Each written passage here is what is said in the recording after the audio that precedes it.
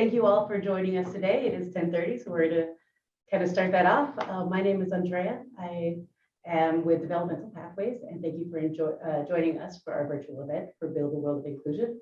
For those of you that chimed in a little earlier, we were trying to figure out our English to Spanish translation, but again, virtual events have their hiccups. So we're going to do the best we can. My name is Andrea again. I work for Developmental Pathways Community Engagement Department. Developmental Pathways is a 501c3 nonprofit agency serving individuals with developmental disabilities and delays and their families. We are also one of Colorado's community center boards, or CCB, that connects people to federal, state, county, and private funding for the Arapahoe, Douglas, Elbert counties, and the city of Aurora. We also passionately believe inclusion is for everyone and offer services through home and community-based Medicaid waiver programs, locally funded programs, and partnership with community organizations. We want to inspire our community to build a world of inclusion so that every person is able to access, participate, and give back to their community.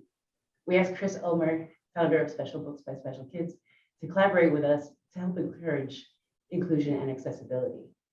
Some house rules are, this is a webinar platform in Zoom, so all mics and cameras are turned off. You should be able to put questions into the chat, and we will do a live question and answer at the end of Chris's presentation. We do have Astrid here. She is the CLC logo. If you do request English to Spanish translation, please raise your hand. We were having issues with that translation part earlier, but we will try our best to interpret and have accessibility for everyone that has attended. Other than that, I want to give Chris Ulmer the floor.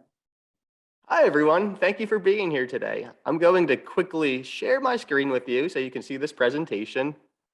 And I am just very excited to be here to share with you some things I've learned along the way. Give me one moment to load this up. And here we go. So before we begin, I just wanted to introduce myself. My name is Chris, and I'm the founder of Special Books by Special Kids.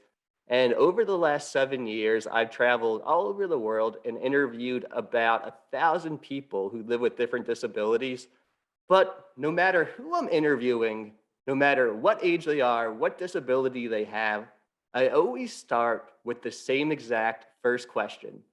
And that question is, what do you want the world to know about you? It doesn't matter if I'm interviewing a kid with Down syndrome or an adult with a mental health disorder.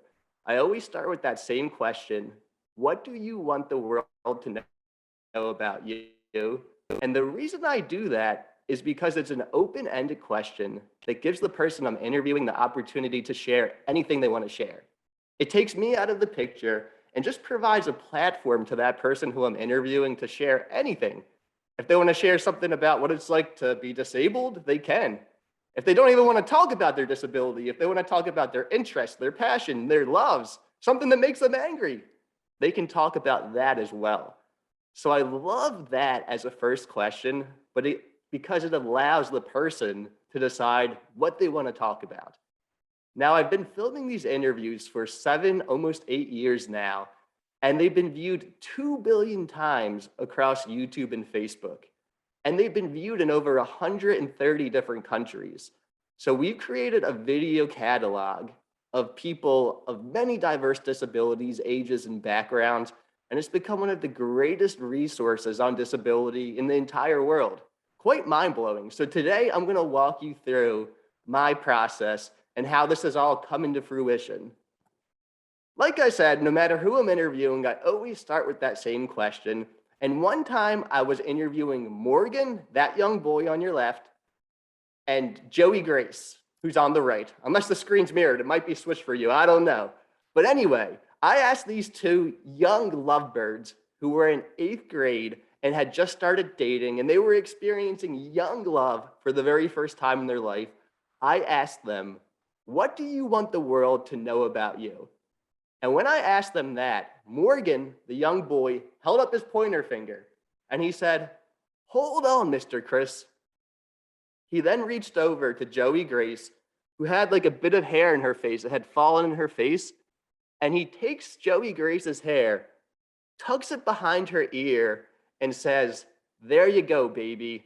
I wanted to fix your hair before we started. Joey Grace then looks at Morgan and says, and that's why I love you, hun, because you know how I like my hair. And they gave each other a little kiss on the cheek and started the interview. So in that moment, they completely ignored my question, what do you want the world to know about you? But they displayed their love.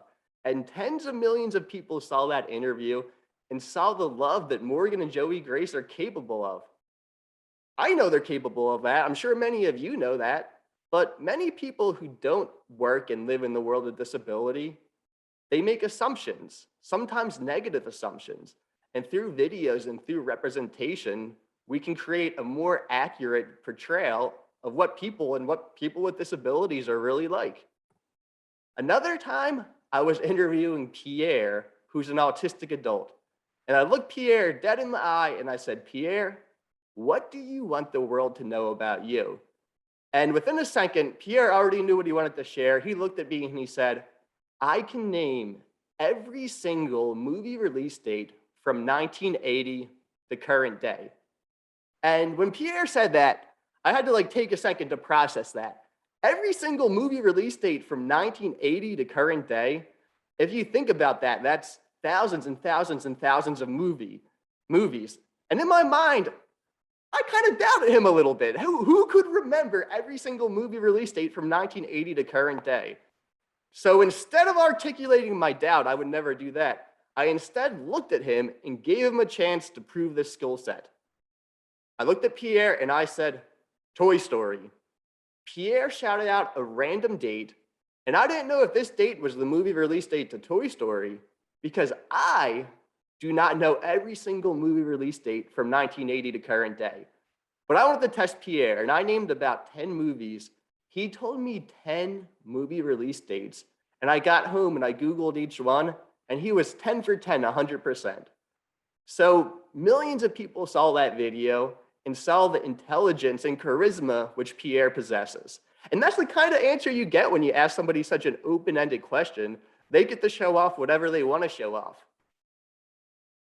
Another time I was interviewing Michelle, who lives with Hallerman-Streiff disorder, which is a very rare genetic condition, only affects a handful of people in the world.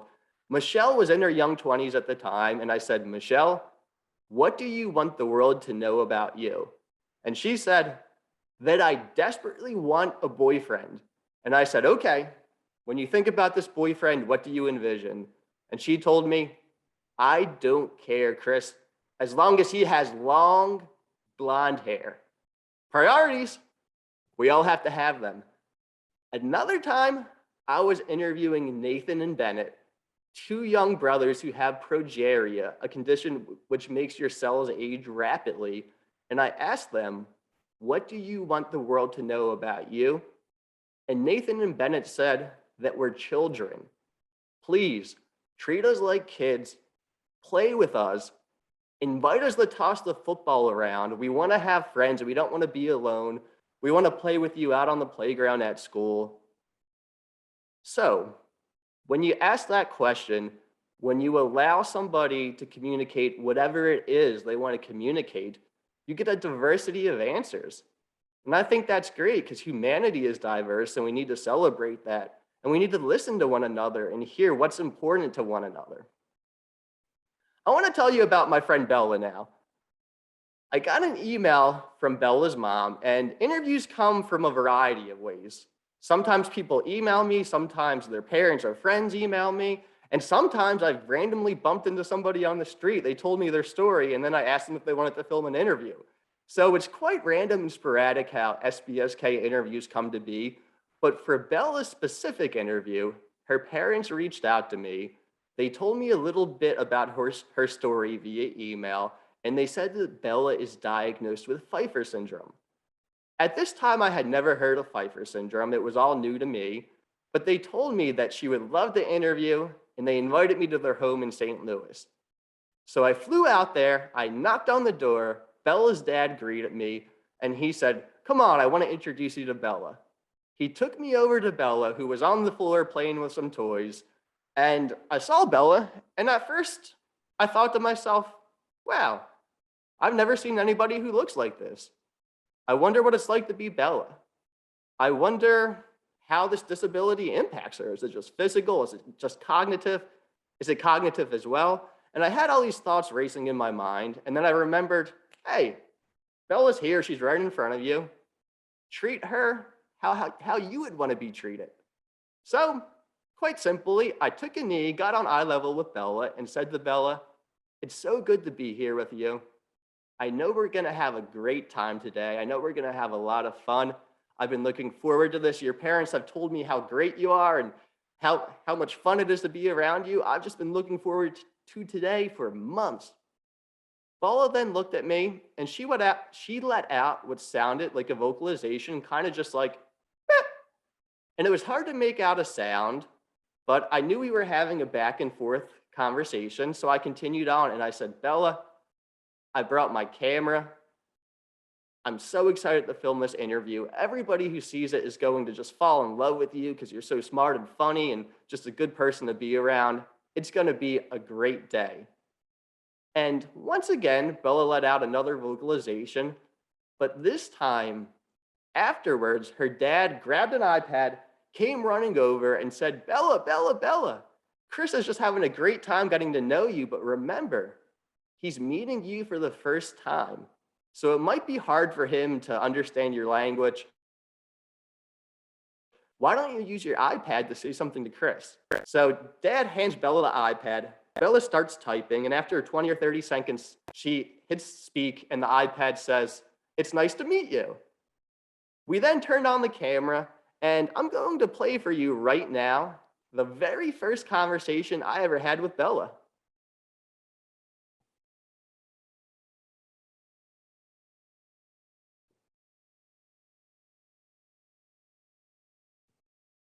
Let me really quick see if I can get that audio going for you.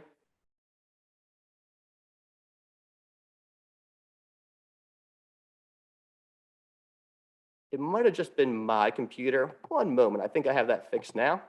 So this is the first conversation I ever had with Bella.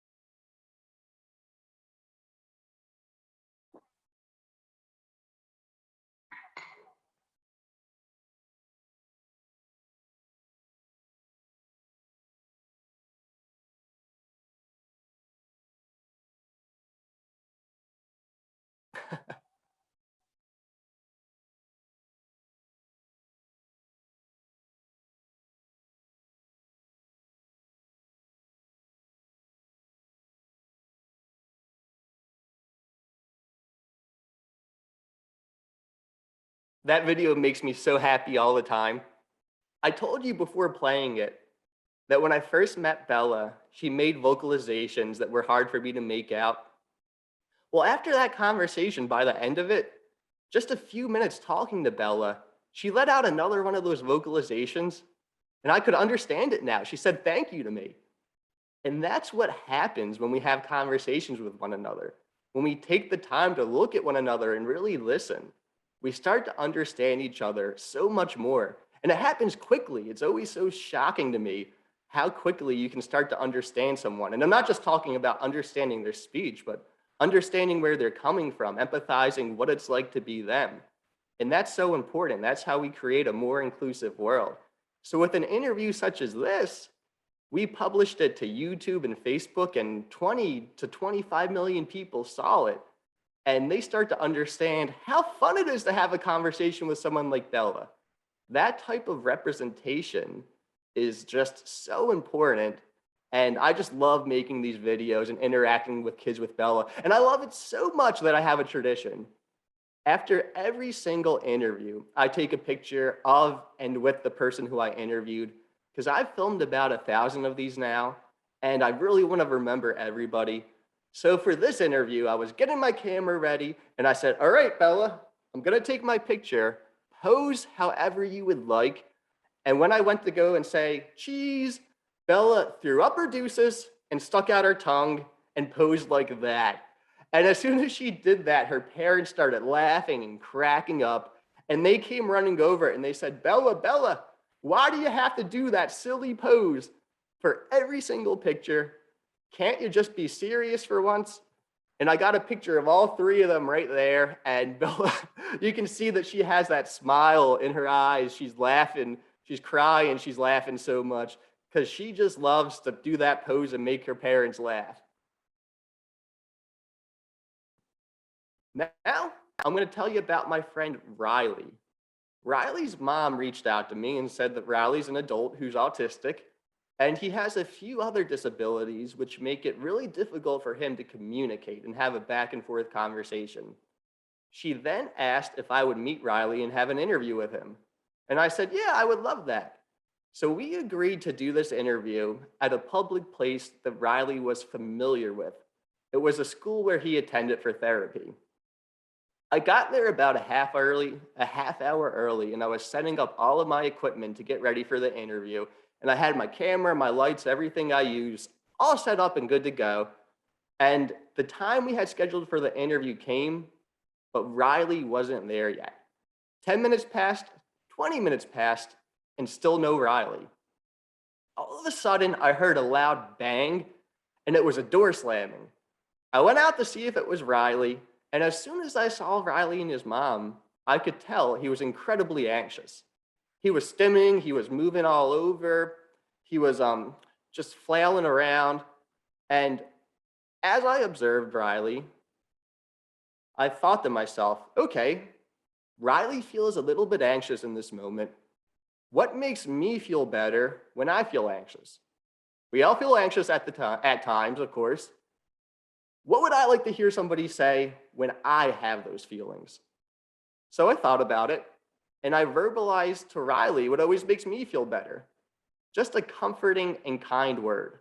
So I said, hey, Riley, I'm really excited you're here. I think we're gonna have a lot of fun. I've heard great things about you, and I'm happy that you made it here today. And as soon as I said that, Riley didn't say anything back to me, but his mannerism changed. He wasn't stimming as much. He wasn't flailing his arms. That communicated to me that he was listening to me. And so often we think that communication is just verbal, but I'm sure that many of you know working in this field that so much more of communication is physical.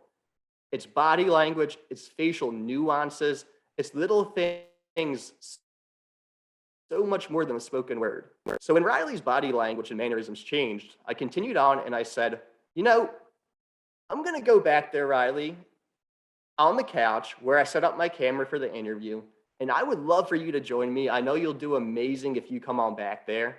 But Riley, if you don't want to come back and you decide that you'd rather not do the interview, that's fine too. That's okay. And if you leave today as my friend. I'm happy we were able to meet today, and I think you should be proud of yourself just because you showed up. It takes a lot of courage to try something new, and that's what you're doing right now. So Riley, I'm just gonna go back there and sit down, and come on back if you want, but even if not, I'm just so glad we were able to meet today. So I went back on the couch, sat down, and 5 minutes passed, 10, 20, 30, Riley never came in. In fact, I had scheduled an interview for an hour later, immediately following Riley's, and that person showed up for their interview before Riley even came in. So my second interview for the day came in, sat down, and just as I was asking, what do you want the world to know about you? The door slammed open, Riley walked in, and he said to me, I'm ready. So I asked the young person sitting beside me if they would mind waiting just a little bit to proceed with their interview. They agreed. Riley came in, he sat down, and this is the first conversation I ever had with Riley.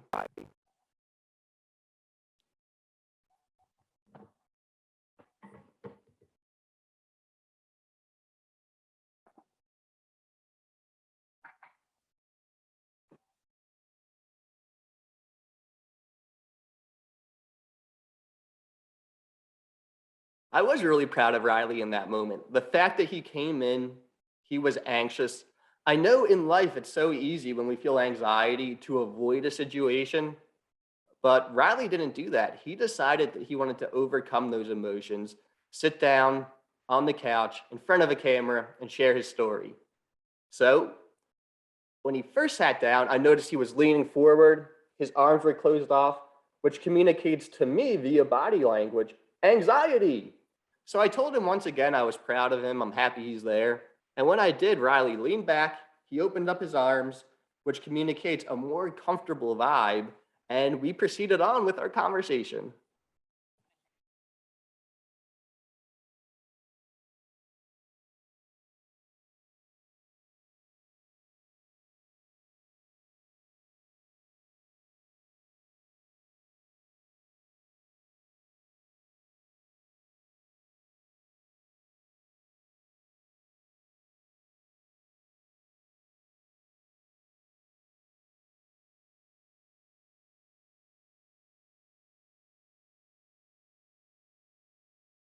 Riley said John O'Hurley, who was the announcer of Family Feud, I believe. But anyway, he was anxious when he first came in, but it's impossible to know what somebody's anxious over. I'm not a mind reader. I can't tell what Riley's nervous about. But in that moment, it hit me what he may be anxious over. I asked him a question, and as soon as I asked him the question, what's your favorite food or what's your favorite TV show? The first syllable came out, and Riley knew exactly what he wanted to say. But then he stuttered, and he tried again, and he stuttered again, and he tried again and again and again. It wouldn't come out. At one point, Riley became so frustrated with that fact that he clenched his fists, he looked in the air, and he said, "Oh, come on," as if he expected that might happen. It hit me. We live in a world where everything is so quick, everything is so fast, we always expect instant gratification, that many times, I bet in Riley's life, when somebody asks him a question, he doesn't get the proper time he needs to answer. He's not accommodated. So instead of people allowing him the time he needs to communicate and process something, they just walk away instead of waiting for an answer, or they answer for him. I think Riley is incredibly courageous for putting himself in a situation where he was meeting somebody new for the very first time, going on camera, and sharing his story. He should be applauded for that. So we continued on and concluded this interview.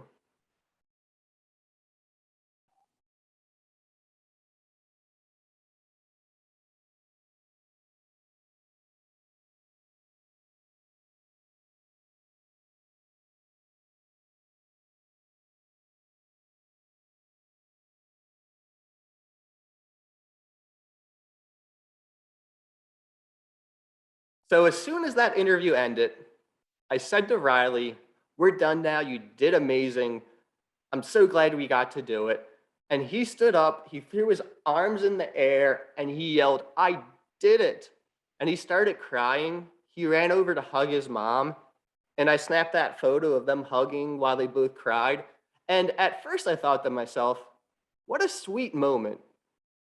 I'm so glad I get to be here and experience that. But later on, a few days later, I was editing this video and reflecting on that whole moment, and I realized that this isn't sweet at all. In fact, it's incredibly bittersweet. And the reason it is bittersweet is because the fact that Riley was given a chance to communicate, the fact that he was properly accommodated, is so rarely afforded to him that it drove him to tears. He lives in a world where people aren't willing to give him the time he needs. So if nothing else, remember from this presentation that you can quite honestly change somebody's world just by giving them the accommodations they need and the accommodations they deserve. That might be something that's so rarely afforded to them. It might just be extra processing time. It might be something so rarely afforded to them that when it does happen, it can drive them to tears. So before we move on from that story, I just want to once again point out that Riley is incredibly courageous and strong for putting himself in a situation that was anxiety inducing and deciding to proceed despite that. So you might be asking yourself, how does a person get a job traveling the world, interviewing people with various disabilities, and then sharing these interviews for millions of people online? For me, my journey started when I was a special education teacher for 7 children, the same 7 children for 3 years. There I am, I think I was like 24 or 25 years old, and that's me the first month I was a teacher. Now we're gonna fast forward to 3 years later with the same student, and I wanna show you a back-to-back of my first year and my third year. So here's the big build-up, first year, little drum roll for you, and here I am 3 years later. Just once more for dramatic effect. But don't pay attention to the fact I hadn't cut my hair for 3 years or shaved my beard or my bad Florida tan. Instead, look at the twinkle, the glimmer in our eyes. Look how much that shine grew over the years. That was because my students and I respected one another. This young guy particularly, he's autistic. He was one of the first children I worked with who was autistic. Instead of trying to change him, I just embraced him and I accepted him and I let him know that I thought he was absolutely perfect the way he was. But I also let him know I was going to push him. I wasn't going to let him just stay in a little comfort zone and never grow. So I made it very clear to all of my students that you're all great. I think you're amazing. But hey, we're going to learn and we're going to grow because that's the point of life. And my students loved that. They respected it. And that's why you see that glimmer in his eyes. That's why you see his arm around me, because he wanted to be accepted exactly as he was. But also, he wanted somebody who saw his potential as well. He wanted somebody who knew he was capable of great things and that he still had a lot of growing to do. Now I'm going to tell you about another one of my students named Kevin. Kevin was born without the part of the brain that connects the 2 hemispheres called the corpus callosum. So Kevin had 2 hemispheres that weren't connected. The very first day we were in my class, Kevin was my student, I gave all of my students the same assignment. Write down on a paper your #1 goal. Not your #1 goal in my classroom, but your #1 goal in life, if you could accomplish anything. Well, Kevin took his time, and it took him about a half hour to write 2 sentences, because he's missing the part of the brain that is largely responsible for motor coordination. So it takes him a long time to write and do those types of motor coordination events. But he took his time, he wrote 2 sentences, and he brought it up to me, and I looked at it, and I couldn't read it. It looked like scribble to me. I had no clue what he wrote. So I handed it to Kev, and I said, why don't you read it for the class? I thought that would be a good way for me to understand what he wrote without calling attention to the fact that I couldn't read it. I didn't want to hurt his confidence on our very first day working together. So Kev took it, he stood in front of the class, and he read aloud, I want to run a 5K. It's my biggest goal. And as soon as I heard that, I was delighted, because I'm a runner too. I love running. It's one of my favorite things to do. And I thought to myself, this is something we can bond over. This is something that we can work on together. And if we're working on something that he loves, that he wants to do, then he'll be more willing to listen to me in the classroom too, because we'll bond and we'll pair, and he'll just like me as a teacher. So that day, we were out at the playground at lunchtime, and I said to Kev, all right, well, if it's your goal, we're going to start working on it right now. And the first thing we have to do is see where you're at. We got to get some baseline data. So I went and I stood about 10 yards away from Kevin, and I said, I want you to run to me as fast as you can. We're going to see how quickly you can go. And Kev says, okay, great idea. He gets into his running stance, and I say, go. Kev takes 1 step, plants his foot. He goes to take his second step, but instead of planting his foot, he falls down and plants his elbows and face on the cement. And as soon as I saw that, I just got so nervous and anxious. I thought to myself, is Kevin hurt? Am I going to get fired from my job on the very first day? And I go running over to Kev, and there's a tremble and a shake in my voice. And I say, Kev, are you okay? Before I ran over and said that, Kev was on the cement, just kind of looking around inquisitively. He wasn't upset. He wasn't delighted. He wasn't feeling any particular emotion. But as soon as I ran over with that tremble in my voice, Kev started crying because I communicated to him how he should be feeling. I was the adult. I was the teacher. I was setting the example. And he saw me anxious and nervous because he fell down. And that communicated to Kevin that when he falls down, he should feel anxious and nervous. I made a mental note of that, and we proceeded on with our day. And at the end of the day, for Kevin's take-home note, I wrote to his mom, Kevin wants to run a 5K.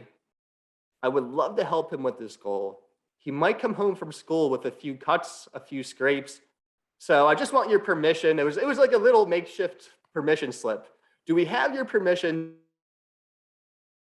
to work on this goal with Kevin? The very next day, Kev comes in, he hands me his take-home folder, and the permission slip wasn't in there. I thought to myself, oh man, we don't have his parents' permission. I guess I can't work on this goal with him. But then Kevin comes running up to me and he says, look what my mom sent in. He opens up his backpack, he reaches in and he pulls out a helmet, elbow pads, and knee pads.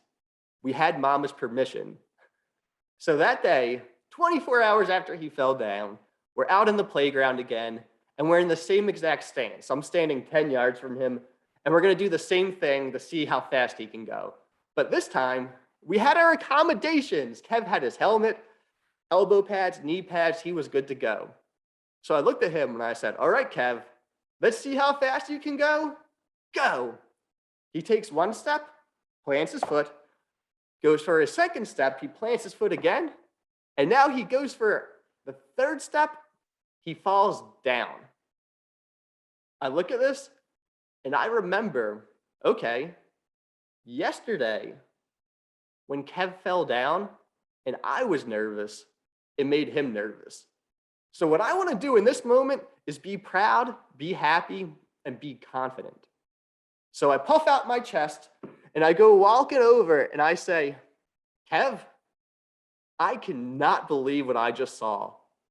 And this time, inquisitively once more, Kev looks up to me and he smiles and he says, what did you see, Mr. Chris? And I say to Kev, well, yesterday you took one step. Today, you took two. That means that you doubled the amount of steps you're taking in only 24 hours, Kev. I've never seen anything like this in my entire life. It's incredible. And Kev jumped up and he said, I think I can do 4. And he tried, and I think he fell down after 1 or 2 again, but he wasn't crying anymore. He was happy. He was laughing. Even when he fell down, he was laughing. The mood, the environment, the atmosphere we create is what a child realizes is the norm. We're teaching them how to behave, how to think, how to act constantly. And that's what Kevin taught me in that moment. And I realized that if I make the classroom fun, if I make interactions fun, my students are gonna love being there. And they're gonna realize that falling down isn't a mistake. It's not a bad thing. It's just part of the process. It's part of something that we need in order to grow.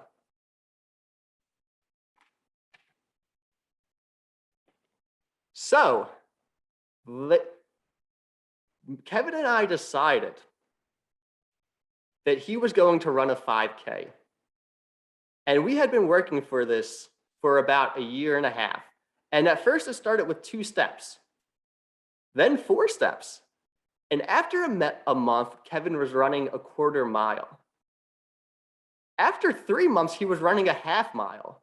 And after 1 year, he was running a mile. 2 years into Kevin's training, he was running 2 miles. And at this point, we decided, okay, it's time to sign up for the 5K. Kevin's ready for this. The day before the race, and remember, I decided I was going to do this 5K with him. We were training buddies. It was a big thing we were working towards. The day before the race, Kevin comes up to me while I'm writing the take-home notes, and he puts his hand on my shoulder, and he says, "Mr. Chris, do you want to make a bet?" And as soon as Kevin said that, I thought to myself, do I want to encourage this behavior? Do I want to teach Kevin it's okay to make bets?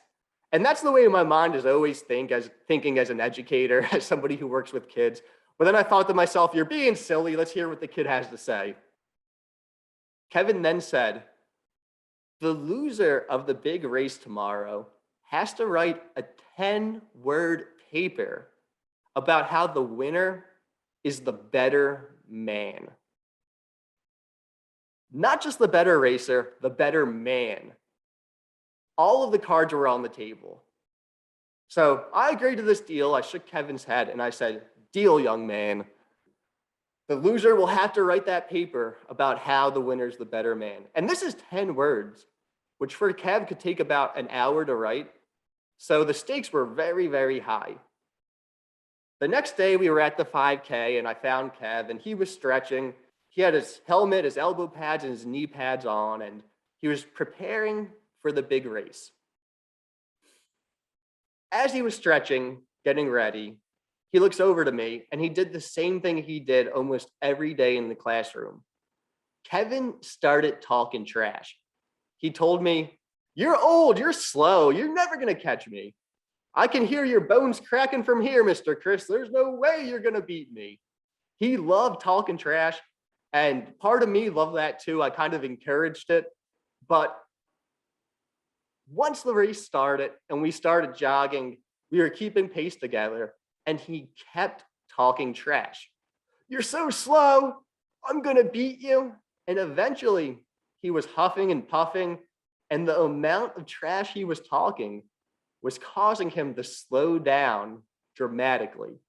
So eventually I look over to the kid and I say, "Listen, I love trash talk as much as the next guy, but unless you pull it in, stop talking trash, and focus on the race, I'm going to beat you because you can't even breathe. You're talking so much trash." Kevin looks over to me and he says, "What do you know?" And in that moment, I decided I was going to keep the pace that I knew Kevin was capable of if he would just stop talking trash. So I kept going, I kept racing, and eventually Kev fell behind me and I couldn't even see him anymore. And about 10 minutes later, we were a half mile from the finish line. And I thought to myself, am I really going to do this to the kid? He's been training 2 years for this 5K. Am I going to beat him and take away this moment of just glory for him? And as I'm having this deliberation in my mind of whether I should slow down and let him catch up and win, I heard a loud, thunderous round of applause from the crowd who was watching. I look behind me, and Kev is just sprinting. He's sprinting faster than I've ever seen him sprint in his life. He then passes me, and as Kevin passes me, he looks over his shoulder and he says, "Have it on my desk on Monday." And the kid crossed the finish line and finished the race. After 2 years of training, he was able to finish a 5K. And that was just such an incredible experience. And it made me realize that what we focus on becomes reality for these kids. If you're constantly focusing on a kid making a mistake, falling down, or getting an answer incorrect, and you're constantly calling attention to that, the kid's going to feel like somebody who just falls down all the time, who's always making mistakes.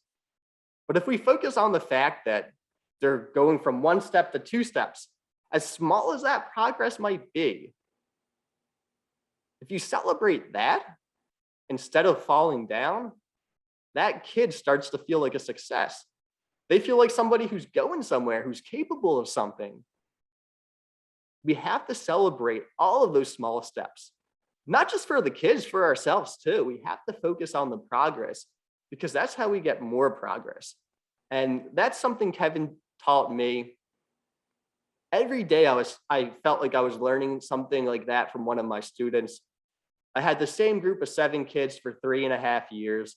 And going into our 3rd year, I realized that eventually these students were going to have to leave me. They were going to have to go to new teachers, new schools, new classrooms. And then from there to the real world, universities, jobs, all kinds of things. And I started to get a little bit of just, I guess fear would be the right word. I became fearful for the type of world that was waiting to greet my students. A world that wasn't always accessible. A world that wasn't always accommodating. It made me worried that my students would enter a world that just didn't understand them. And for that reason, we started Special Books by Special Kids, which was an idea between my students, their parents, and me, where we would create a blog where the students would explain what life was like from their perspective, where they would explain what type of accommodations they needed to succeed. And the original idea was that this would allow our neighborhood, our community here in Jacksonville, Florida, to better understand my students, to better understand kids with disabilities. So that whole idea for the blog started within the classroom. And before we get more into that, I want to play for you a video which Kevin's family filmed just about 7 or 8 months ago of him getting into college. Kevin's college acceptance video. Before I play this video, give me just one moment because I just received a note that you can't hear the audio. Oh no! But I'm going to see if I can fix that really, really quick. So bear with me for just a moment, my friends.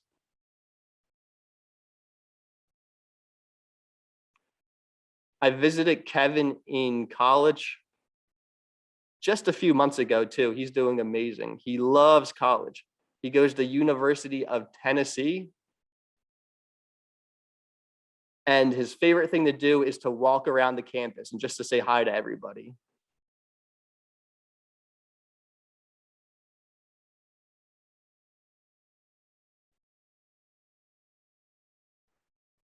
I'm going to play this really quick. Will somebody type and let me know if there's audio? Okay. So this is Kevin getting into college.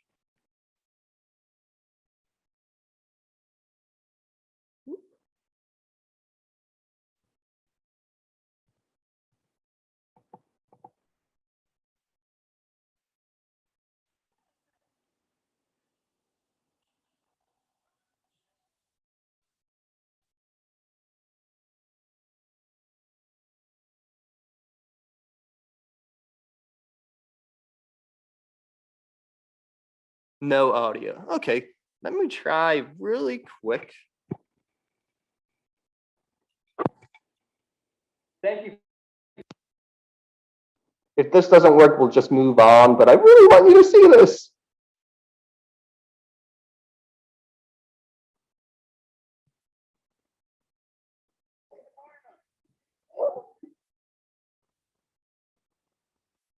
One last little try.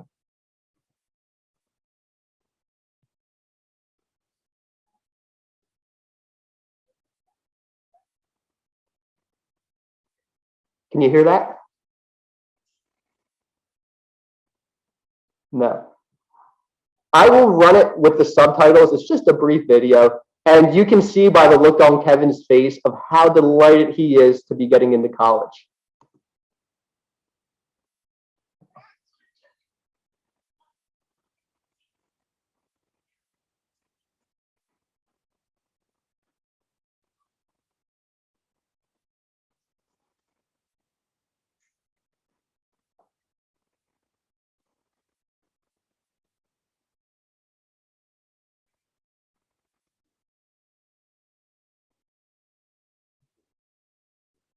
So that's Kev getting into college. He was so happy, he was so delighted. And Kevin's journey academically was the same type of journey he had running that race. It was one step at a time. And he had a lot of work to do when he came into my classroom. He had to learn how to read. He had to learn how to focus, focus on one academic task at a time. He had to learn how to socialize in an appropriate way. And if you look at the whole picture of everything, every skill set he needed, it would become overwhelming. But rather than focusing on that big picture, we made those goals of where we wanted him to be, but then we focused on one step at a time and turning one step into 2 steps and 2 steps into 4 steps and 4 steps into a quarter mile. It's so easy to become overwhelmed when you look at everything that needs to get done in the world. But when you break it down into small, concrete steps, it becomes so much easier. And that's what happened with Kev, both with the race and academically. I just love seeing this video. Seeing him get into college was such a cool thing.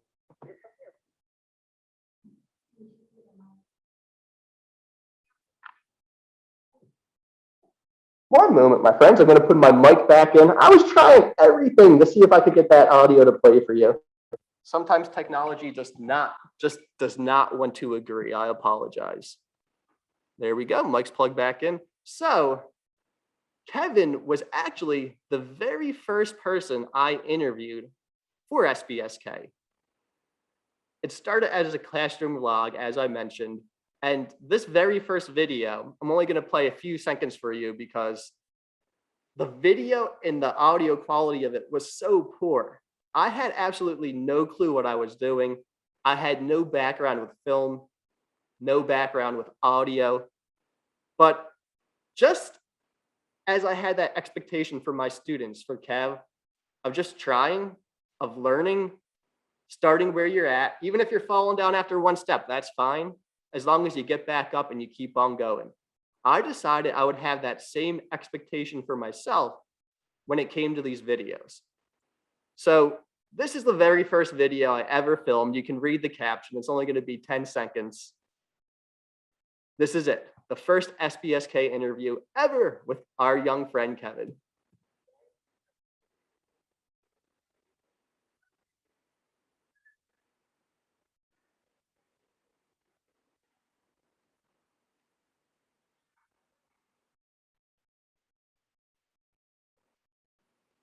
So I asked Kevin, what do you want the world to know about you? And he said, if you had ACC, which is a disability, a genesis of the corpus callosum, like me, it would be a whole different experience. And when Kevin said that, I was blown away.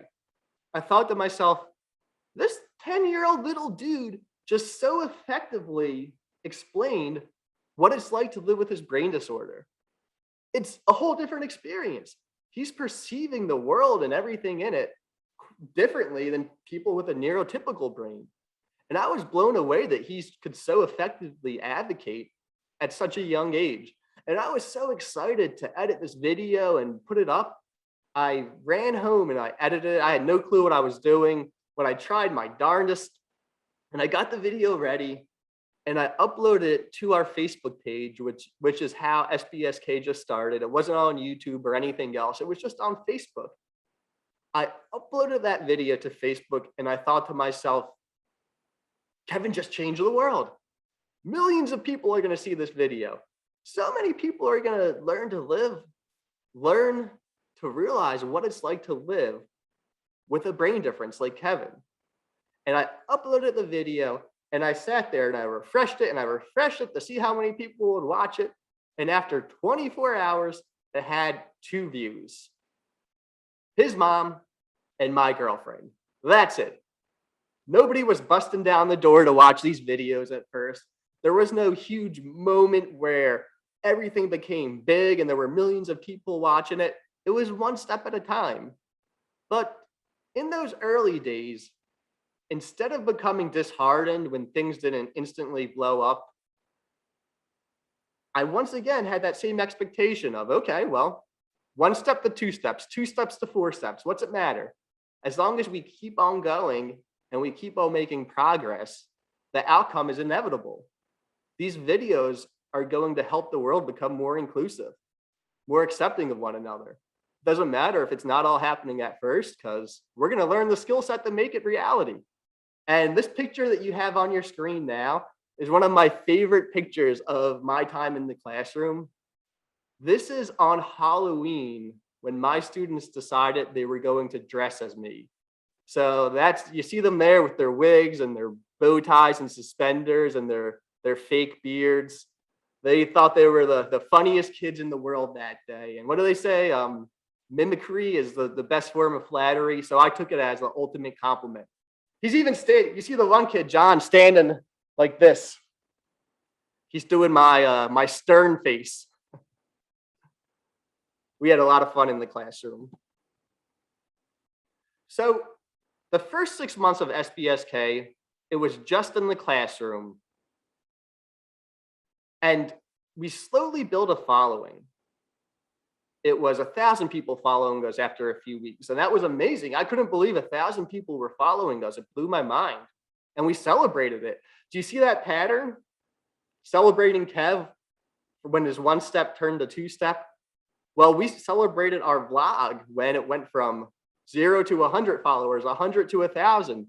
And the kids were a big part of it. They loved it. They loved that people were listening to them. We were teaching them about advocacy.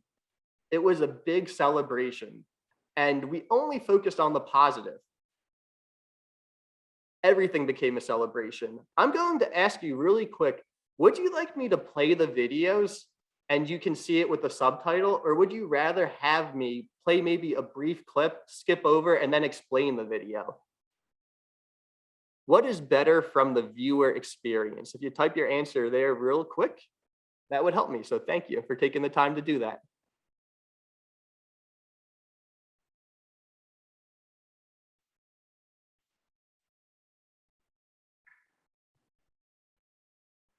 Hmm?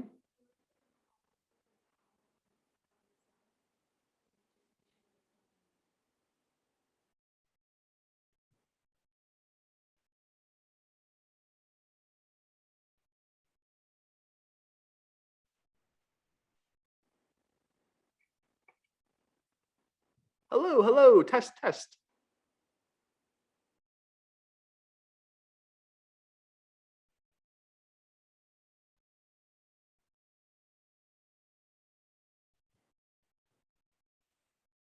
Oh, okay, I see it now. Thank you, everybody. I appreciate you answering that question. So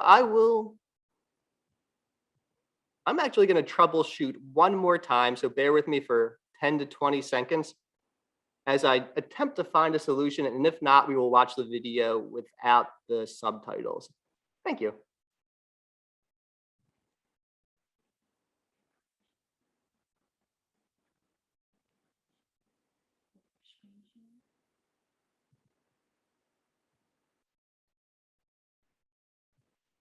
Look at that. You're a genius. All right, everybody, I believe we have a solution. So I am going to play this video for you now with audio. And this is 6 months into the vlog. At this point, we had 50,000 people following it, which was just mind blowing.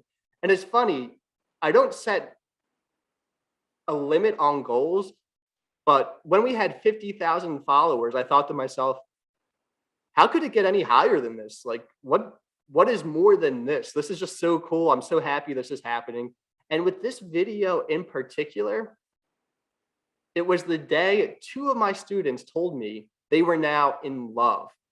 So Kevin, our young friend with the genesis of the corpus callosum, told me he was now dating Emma, who lives with speech apraxia.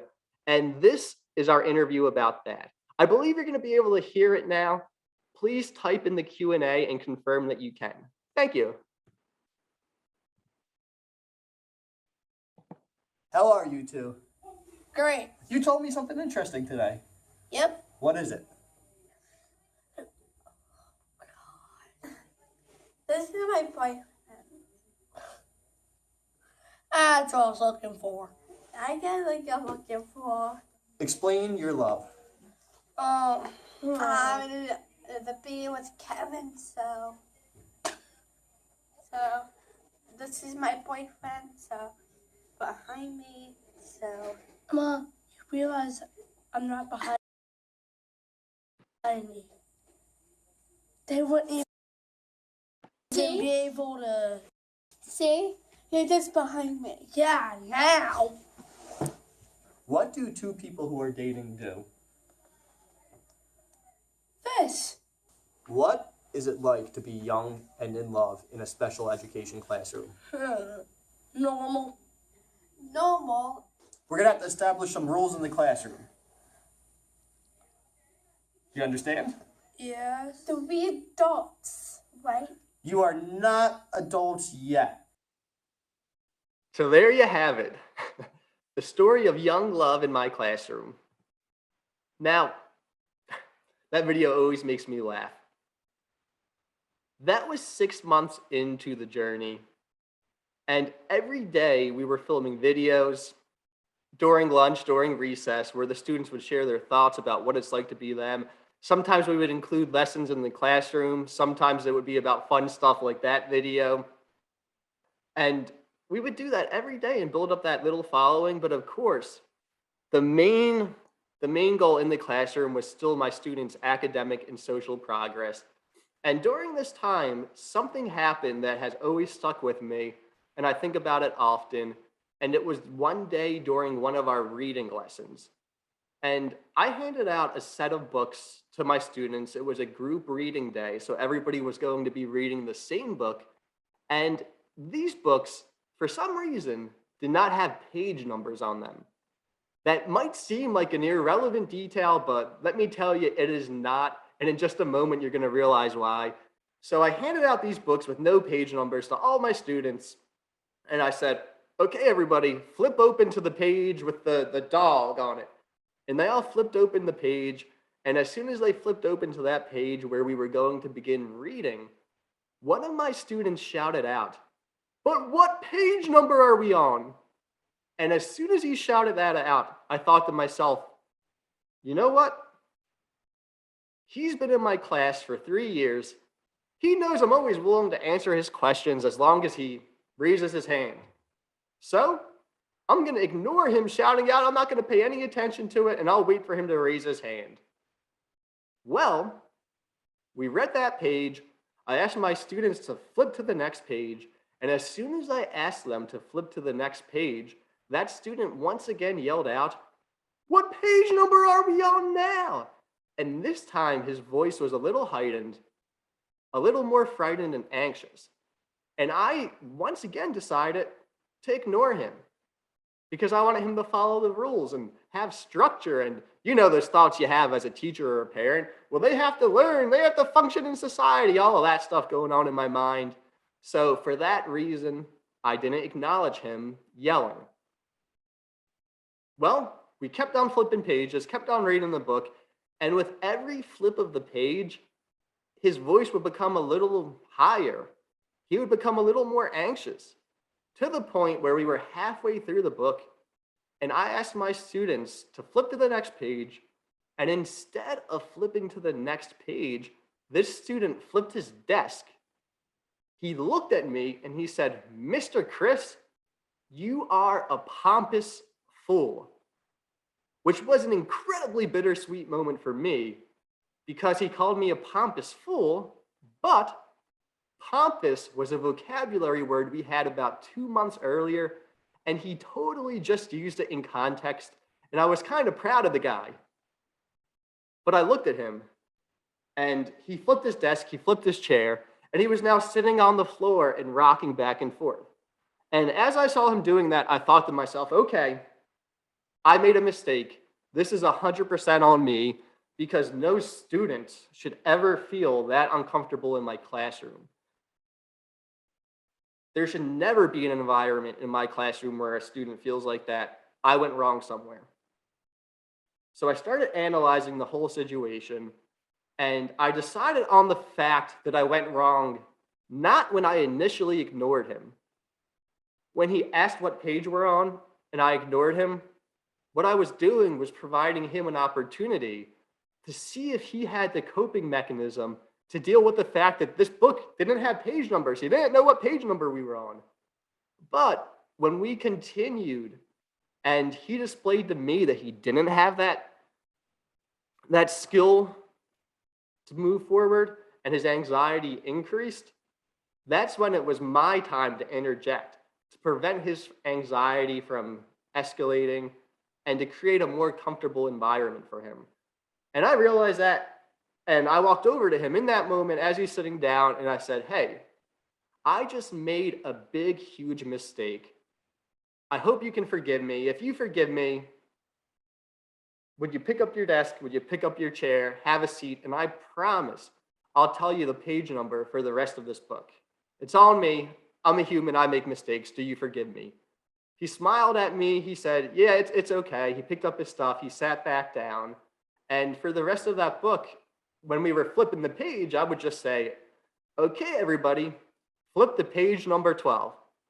Flip to page number 13. It took me no extra effort. I was accommodating him, giving him what he needed to be happy and successful. And we finished the book without further incidents. At the end of the book, at the end of the lesson, I walked over to my student and I said, hey, listen, if we ever have a set of books that has no page numbers again, all you have to do is go to the very first page, and that's page number 1. It will always be page number 1 no matter what. From then on, the next page, all you have to do is add one. So page 1, add 1, 2, 3, 4, 5, 6. And I knew that he had mastered single-digit addition, so he could do that. I had him demonstrate it for me, show me he could do it. I asked him if he felt confident with that skill set, with that coping mechanism, if he felt he could do it on his own, and he said yes. So that was it. We went on with our day. A few weeks later, I found another set of books with no page number. And to tell you the truth, I didn't have to have the students read the book that day, but I wanted to see if my friend had mastered that skill set and if he could do it. So I handed out the books, and he didn't say a word. He didn't have any questions, didn't need to know what page number it was on. And at one point during the lesson, I looked at him, gave him a smile and a wink, and he gave me a smile and a wink too. Sometimes all it takes is a few extra minutes to set up a student, a person for success. And it's my personal philosophy that as the adult, as the teacher, as the person in charge, it's always on me to make sure everybody's accommodated, comfortable, and happy. I think a lot of times we overlook happiness. Happiness is so important. I always try to make the people around me laugh, try to keep them lighthearted, easygoing, and happy, both in the classroom because it led to more successful academic results, and interviewing because people are more comfortable when they're happy. So I just find that there's way more success in life when people are laughing and smiling and happy, especially with students, especially with young people. So every day we were filming these interviews, every day stuff like that was happening in the classroom. And after 7 months, we had accumulated about 55,000 followers. And my students were away at lunch one day, and my phone started ringing. I didn't know the number, but I decided to pick it up anyway. I picked up and I was greeted by Susan, who asked me if I had time to answer a few questions. And she said that she worked at ABC. She didn't tell me what her role was with ABC. I had no clue that she was the executive producer for ABC World News. I just assumed that she worked for some small ABC branch, in the Midwest somewhere at a small town, because why would the executive producer of ABC World News be calling me, little Chris, at his small private school? Still blows my mind to this day. But anyway, we had a 2-minute conversation. I had no clue how high she was up at ABC World News. And after 2 minutes, I hung up the phone, still not knowing who she was. And I thought to myself, well, that was pretty cool. Maybe it'll air on some small branch of ABC somewhere, and we'll get a few more 100 people following the blogs and learning about disabilities. That's pretty neat. 2 days later, my phone just started ringing and everyone's texting me. It seemed like everybody I had ever known was reaching out to me at one time. The story that Susan put together aired on ABC World News across the world. And it was then uploaded to their Facebook page. And then within the matter of a week, it was viewed 100 million times, becoming their most viewed video back in 2015, this was. It changed the entire trajectory for SBSK and my life. I'm just gonna play the video for you. This was our classroom routine in the morning. Every day we started the morning with what we called toasting, where I would compliment the students, tell them about things they were doing well in the classroom, and they would also compliment one another. They would point out things they were proud of one another for. So this is the video that went viral on ABC World News that changed everything about SBSK. You, sir, are an amazing student. You're very funny, you're very smart, you do a great job every day, and you make everyone laugh because you're so silly. Thanks for being a great student. Welcome. You're an amazing student. Yes. I love having you in my class. Yes. I think you're very funny. Yes. I think you're amazing. Yes. I think you are brilliant. Yes. I think everyone in here loves you. Yes. Great job. You are a great student. Thank you. I love having you in my class. You're funny. Yeah. You're athletic. Yeah. You're a great soccer player. I know. You're very smart. Yes. You've been doing a great job reading. Yes. You've been reading great equivalent words, which means you're very smart. Yeah. Thanks for being a great student. I think you are a brilliant student. I love having you in my class. You're awesome. You're great. You're funny. You're silly. You're fast. You're strong. Thank you for being a great student. Mr. Chris, you're the greatest teacher ever. Thank you. You're a great student. Thanks. You're welcome. One of the things I love most about that video is the students in the background who, to the untrained eye, it may look like they're just fidgeting and they're not paying attention and they're not looking at me while the other students are being toasted. But that's not true. If you're part of an environment, if you're in there every day, you're soaking it up. You're becoming part of that environment. And at the very end of that video, that same student who's fidgeting, who wasn't looking at me, he stands up, unprompted, unprovoked, walks over to me and says, "You're the greatest teacher ever." He was toasting me. He was exhibiting the same behavior that I was displaying every day. It became the norm in our classroom. And after a few weeks of implementing that as our morning routine, every student became more positive and they started complimenting one another. One of the students would walk in the morning and another one who was already there would look at him, "Hey, did you get a new haircut? You look amazing." And that student would say, no new haircut, but your backpack is looking good." And the whole energy of our classroom shifted because it became the norm. And yeah, of course, in certain students' home lives, it might not be that positive. But when it was a solid expectation that whenever you walked into our classroom, we were going to compliment one another, those students were able to make that philosophical shift of, okay, I'm leaving the outside world, which might not be consistently positive, but now I'm entering the classroom where everyone's going to compliment me and it's going to be amazing. Consistency is key. And when that video aired on ABC World News and millions, literally hundreds of millions of people saw it across the world, my life and my students' life changed. Ashton Kutcher was reaching out to us. We were going on talk shows. It was a really neat thing with a lot of memories I'll never forget. But the best thing to come out of all of it was the individual correspondences I was starting to receive. Emails and letters from people who had disabilities themselves, from parents or caregivers to the disability community. And many of these people were sharing their stories, talking about how much these videos meant to them. And many of the times, these people would ask me if I would interview them the same way I interviewed my students. If I would visit them at their home and interview them. And at first, that just made me feel so uncomfortable. I didn't know how I would do that. I didn't ever have any experience with that. I never went into somebody's home and set up my equipment and interviewed them. That seems like a professional journalist. That's not me. I had no experience with that. And I was receiving hundreds of these emails every single day after that video. And eventually I thought to myself, why not? Obviously, there's a need for people to share their experience, for people to have a platform to advocate. If we don't give it a try, then who will? So I went to my Gmail account where all of these emails were coming in, and I typed in the name of the town I was living in, Jacksonville, to see if anybody who reached out lived in the same town. And one of the emails I received was from a guy named Matt, who said he lived in Jacksonville, had a disability, and had just finished his first semester of college, but made no friends. And it was his greatest desire to make some friends. So I emailed Matt back and I said, I would love to meet you. Do you still want to film an interview? He said yes.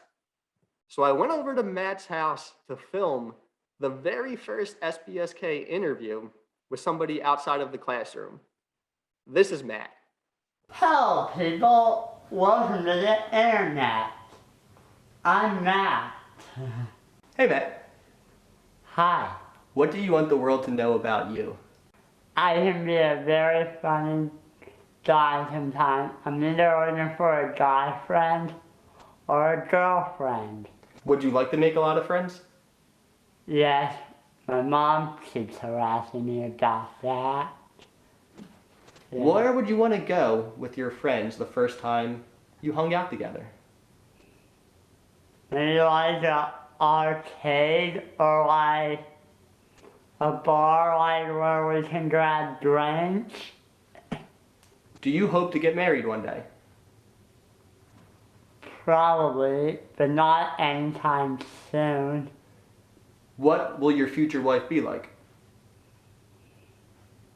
Hot blonde? Now we have to be concerned with more than her looks, because she's gonna get old and those looks will fade. What about what's on the inside? Lots of teeth. I always, when I'm watching those old videos, it makes me laugh for so many reasons. Number one, because Matt is amazing and has a humorous personality. But number two, I had no clue what I was doing.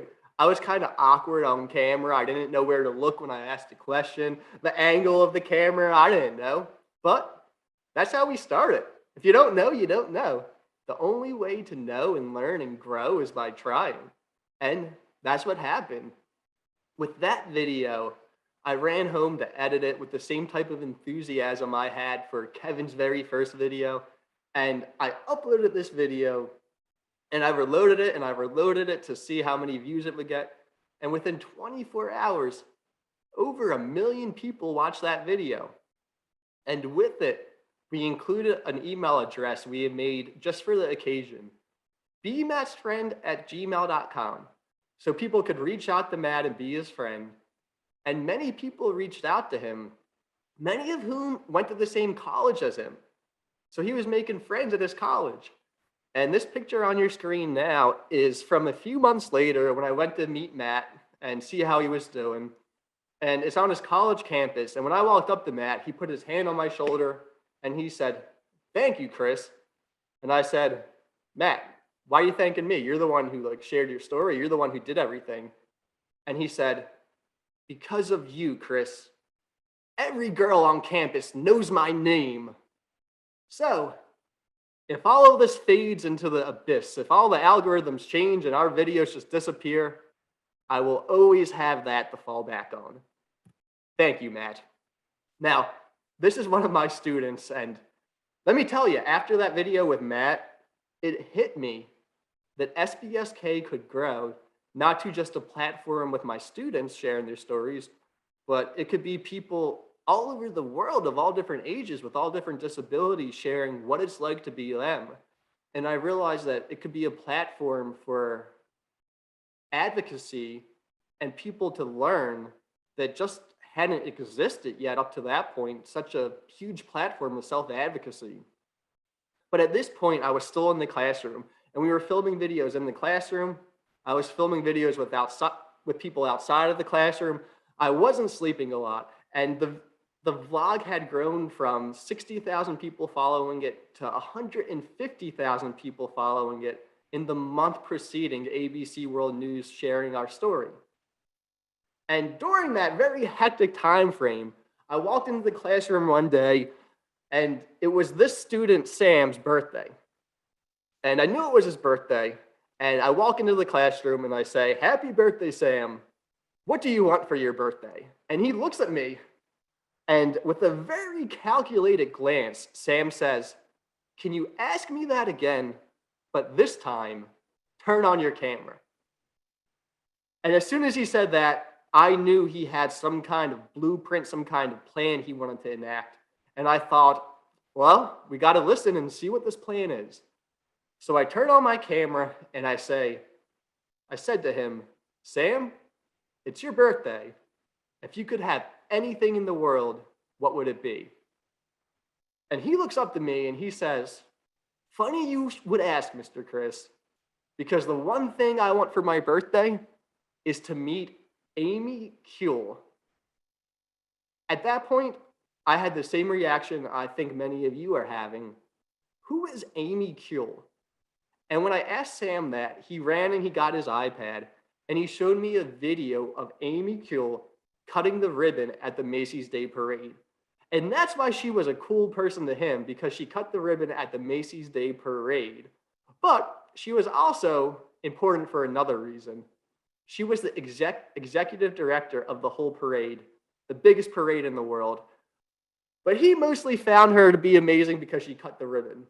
And I bet you that he was responsible for 500,000 of the million views on that video of her cutting the ribbon. So anyway, I went home that day and I uploaded that video of Sam's birthday wish to Facebook.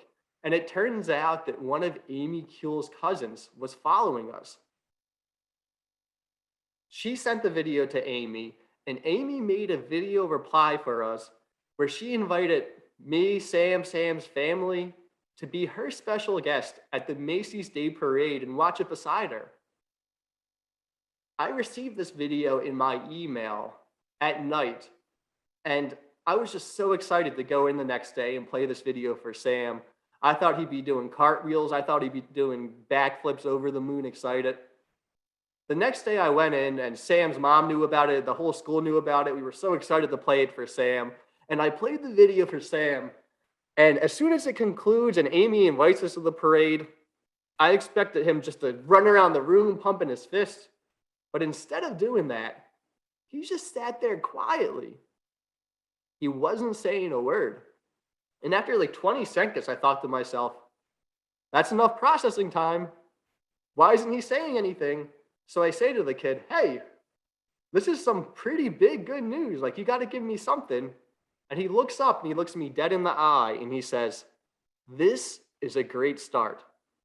Now it's time to get Al Roker."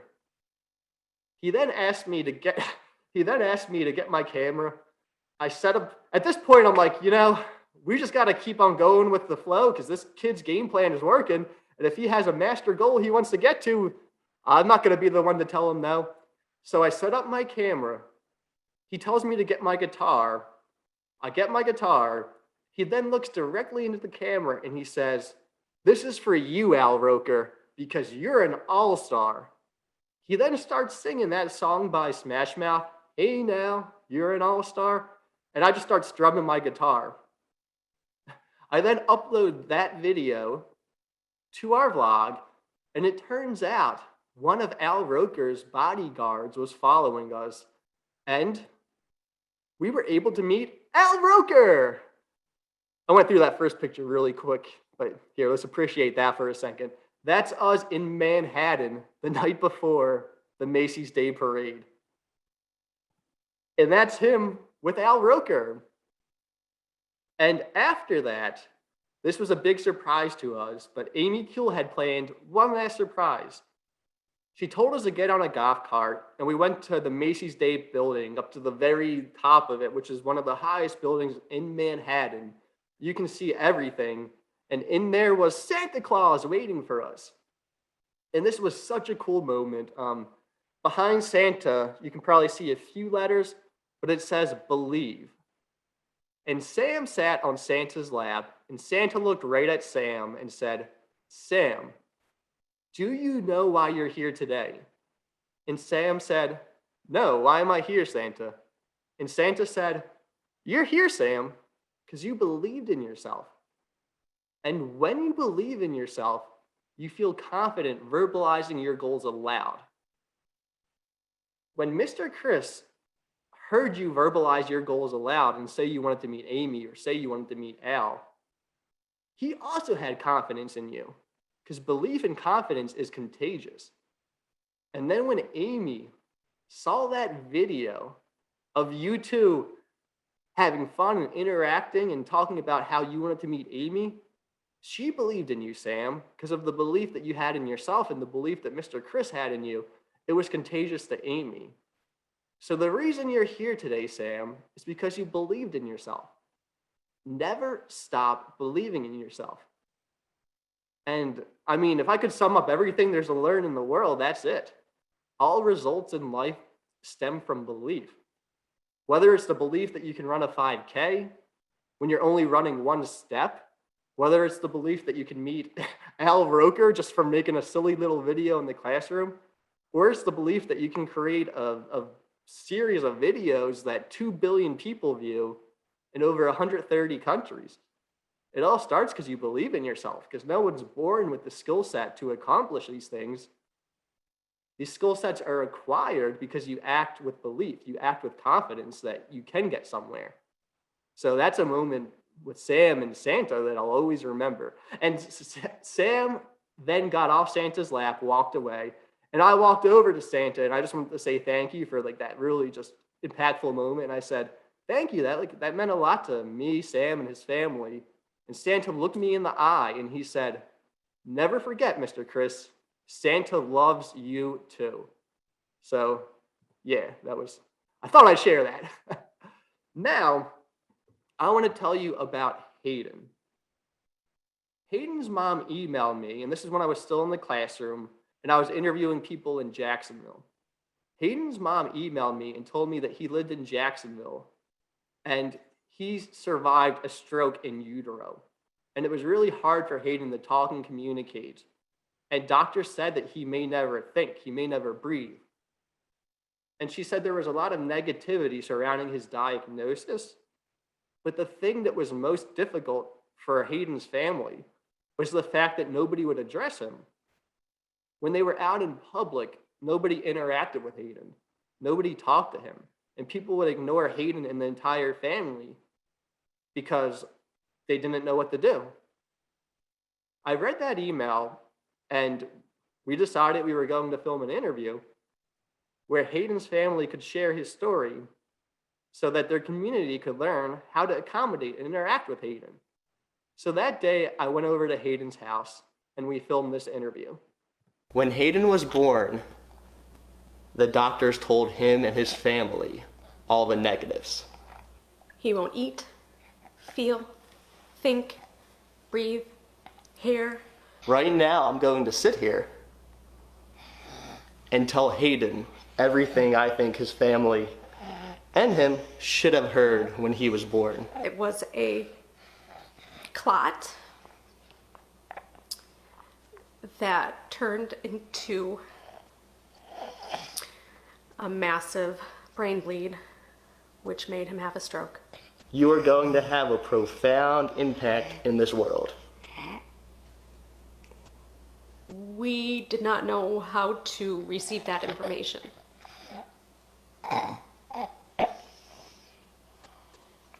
Everyone around you is going to be filled with love because of you. I wish I could have done something. I wish I knew something medically. That wasn't my educational training. With every life you touch, you're going to permanently impact them for the better. Even when I cry, you make me smile. You're going to spread so much joy and love, more than any doctor or any professional could really comprehend.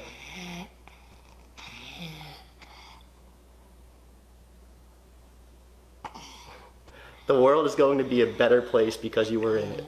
You bring me so much joy. And you want to give me a kiss? You've already brought me a lot of joy.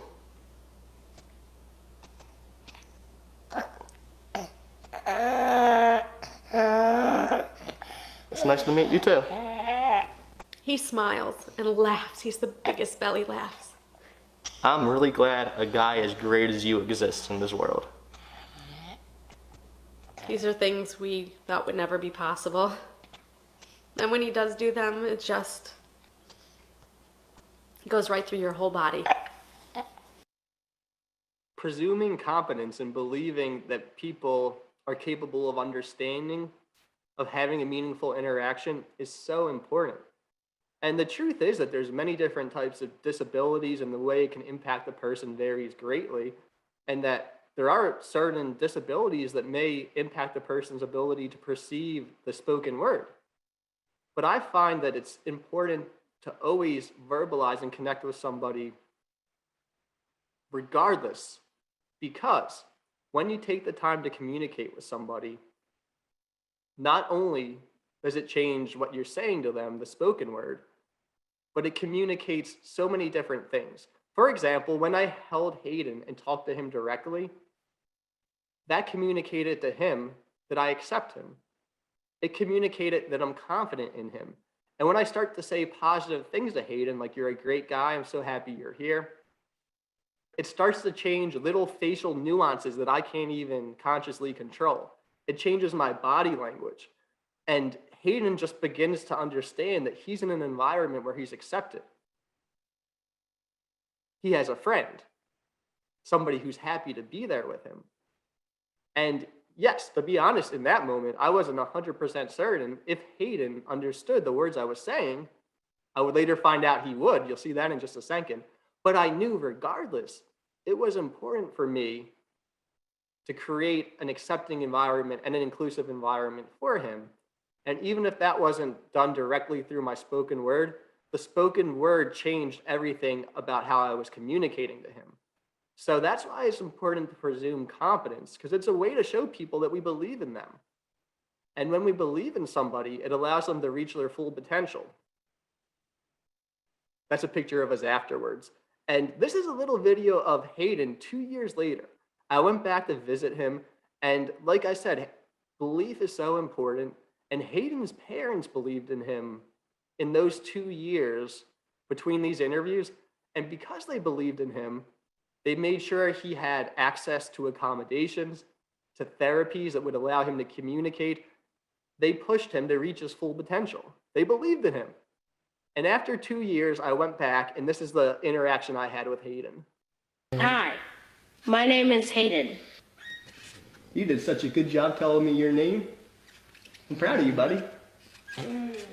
You've always been so smart. What was it like the first time you said "Mom" on the Toby? He said it over and over and over again. And so once you say "Mom," you're supposed to jump into the field of vision, "Mom." And so I kept jumping in. You say "Mom," and I say "Mom, here I am. Mom, here I am. Mom, here I am." I want to tell you about myself. I would love to hear all about you, Hayden.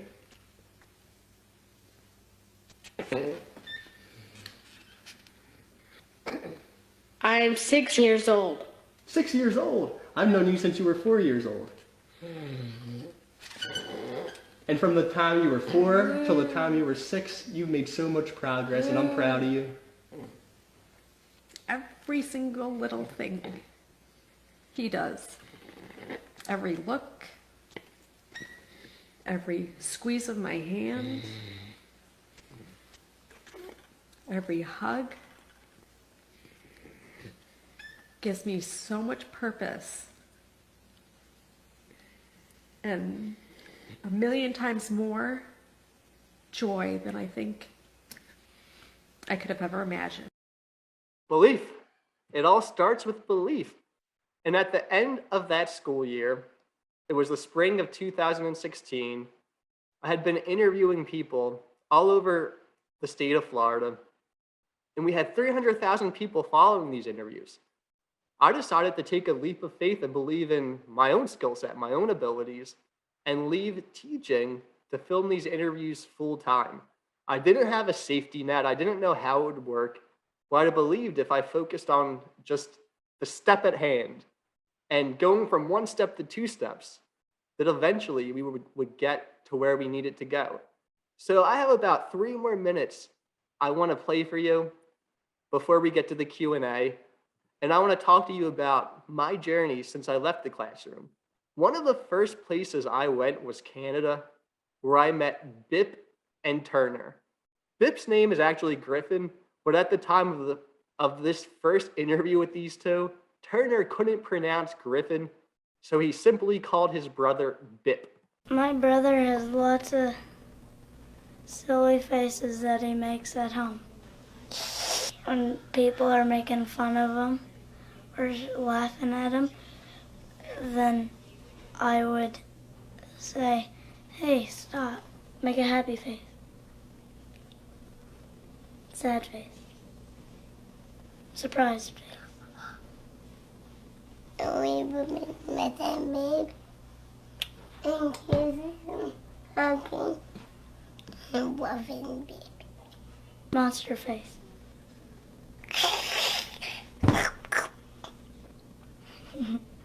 See your face? No, not see. No. Oh, see another face.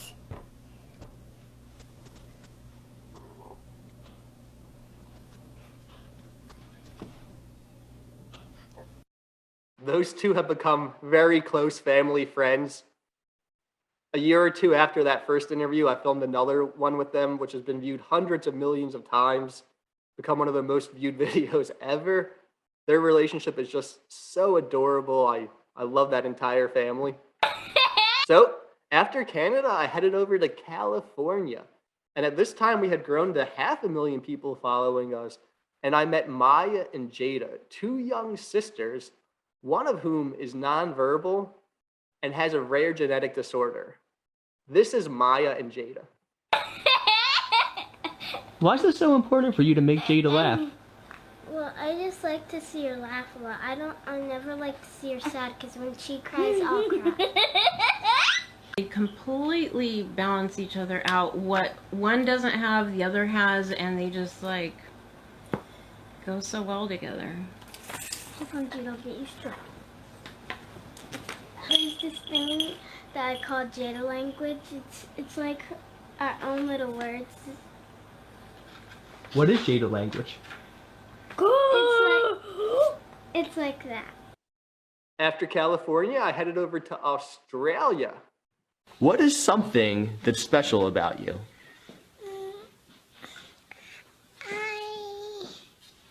I'm little and I can run away when people doesn't see. What do you want to be when you get older? I want to be a teacher and a mommy. Why would you like to be a teacher? Because I want to boss people around. Will you be married also? Yeah. Who are you going to be married to? I'm going to be married to my dog. Your dog? And after that, I went to London, England, where I met Adam. If somebody sees you at the grocery store, at the restaurant, what do you want them to do? Pay my bill. in a perfect world. So, I mean, yeah, sure, come up, have a chat with me, equalities, disabled people are just like all of you, yada, yada, yada. Pay my bar tab. Don't just tell me you're okay with disabled people. Prove it. That makes you sound like such a drunk. Just chat to me like you chat to anyone else. Then over to northern England by the Scotland border, where these 2 brothers demonstrated what real love looks like. Sometimes I think me and my brother have some kind of link. And sometimes I think that when he said, I'm sad. So what happens is when people stare, I feel uncomfortable as well. I think I feel what Harry feels, so I know what he's going through. Well, that's what I think anyway. He might think a totally different thing, but that's what I think. And now to date, I've filmed about 1,000 of these interviews, they've been viewed 2 billion times, and still we just keep on going, trying to learn one new thing every day. And I just thought it would be appropriate for Kevin to have the very last word of this presentation. This is a video of Kev that I filmed about a year ago, so it's recent. And these are Kevin's words of wisdom. What have you been up to the past 4 years? Living life. Getting a day older every day. I'm pretty much just a couch potato at this point. Because you're 17? Yeah, just couch potato, watch Netflix, that's about it. I know you do way more than that. I mean, honestly, I've been binge watching Netflix. That's about it. That's it? That's the whole update. Pretty much. You've been watching Netflix, that's it? Pretty much. All right, everyone. He's just watching Netflix. We're done now. That's all you gotta say? No. There you go. You can give them something. They've been waiting 4 years for this. But also, happy reunion. What was it like for you when SBSK first started getting popular and you were sharing your thoughts and people were watching and listening and commenting? I was like, how are these people listening to me just blabber on for 5 minutes straight? How are these people just listening to me blabber on for 5 minutes straight? Those were some wise final words from Kevin. And the final words I have for you is just remember the power of acceptance and positivity. It's very important to accept people exactly as they are in this moment, to communicate that, to let them know that you think they're perfect just as they are.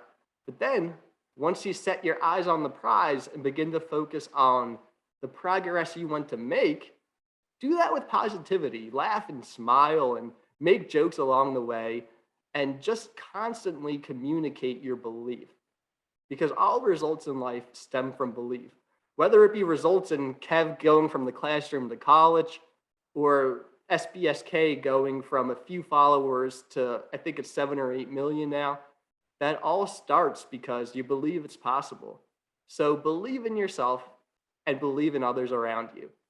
Thank you so much for listening to me today. We have some time for a Q&A, so I would love to answer any questions you may have.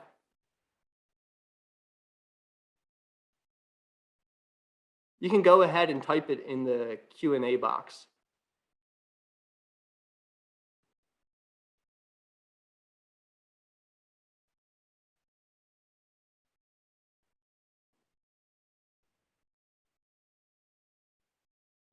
Thank you, Lisa.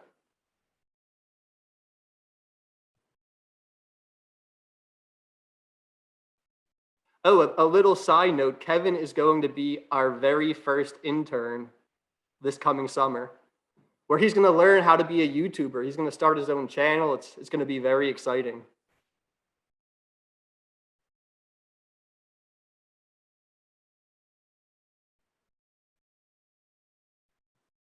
Lisa asked, do I ever come to Colorado? I've been to Colorado, I think 3 times to speak and also film interviews. I've probably filmed about 10 interviews in Colorado.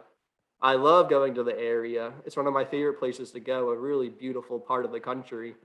And I'm sure I'll be back there soon. Do you have future plans for SBSK? Yeah, my plans, I love it because not much needs to change in terms of filming the interviews and just giving people a platform to share their stories.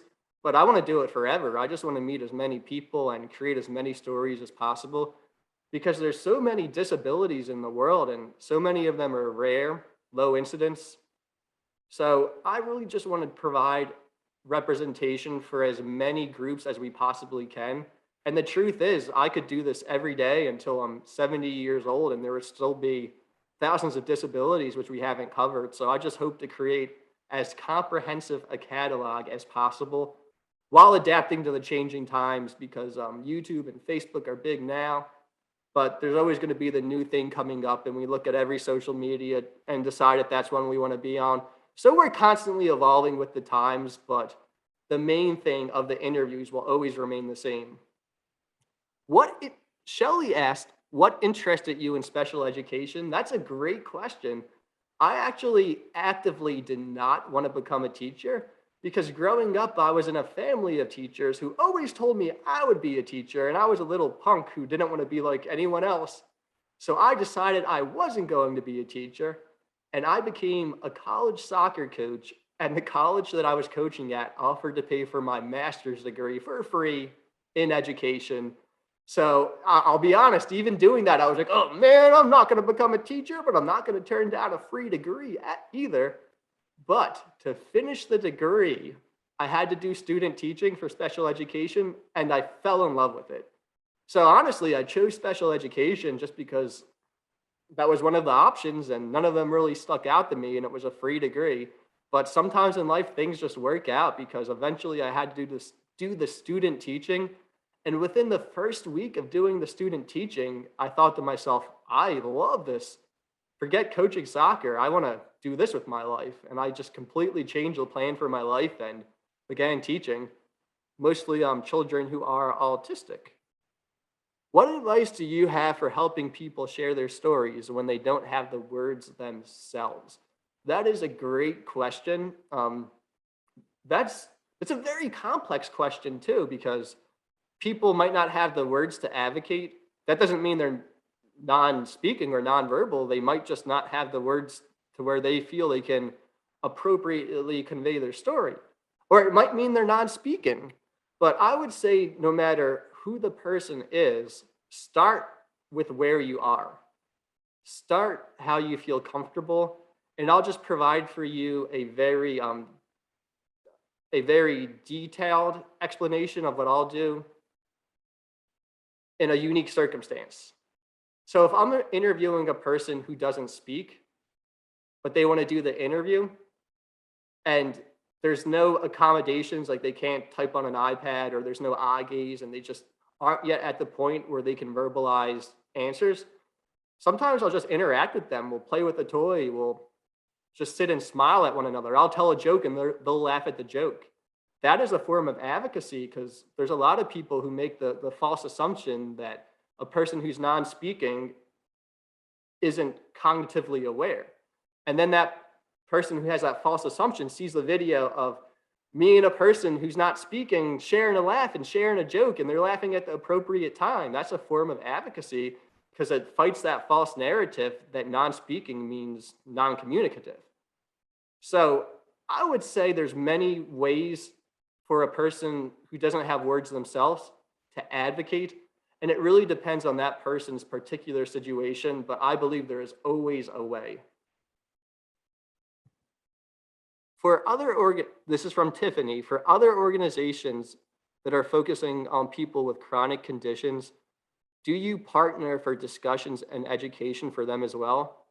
I'm not sure if you mean these speaking engagements or filming interviews, but I've done speaking engagements with all different types of groups, so yes, I would. But if you're speaking about interviews, I pride myself on being inclusive of everybody, from adults with mental health disorders, people with chronic conditions. The term disability is a very wide umbrella, as we all know, and we like to include every single person, no matter their disability, no matter their age, no matter the impact. I think representation of every different type of disability is pivotal. So yes, we partner with everybody. Are there any places in the world that you have not been but would like to film right now? Yeah, we are blowing up in the Philippines. 10% of our following is now from the Philippines, and I receive the most loving messages from the Philippines.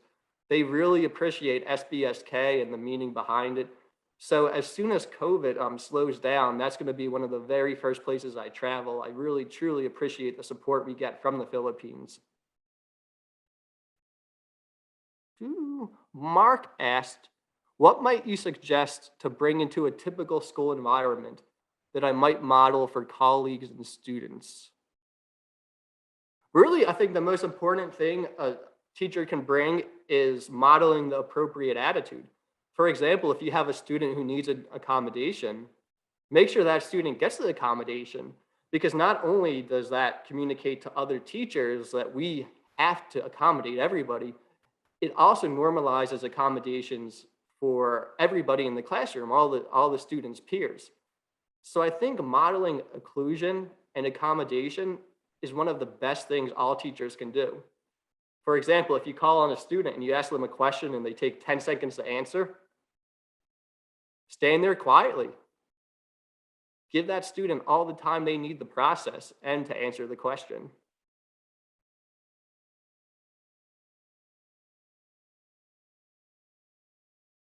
So many great questions. Thank you, everybody, for this kind feedback, and I appreciate all the good questions too.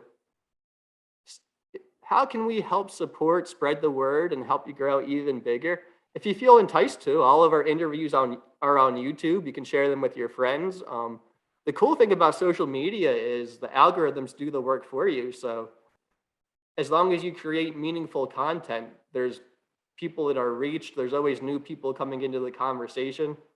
So I would say you can always find our videos and watch them. And if you find one that resonates with you or with a family member, you could always share it with them.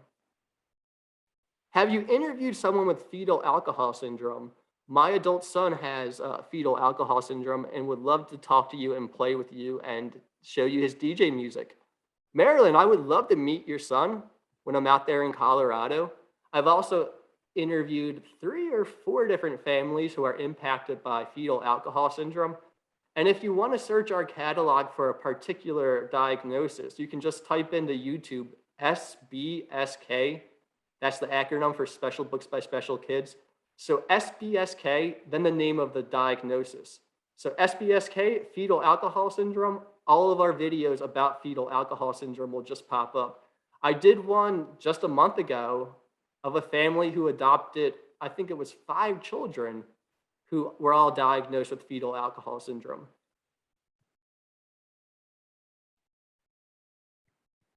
Thank you for all these kind comments, everybody. What's the best way to reach you for future speaking engagements?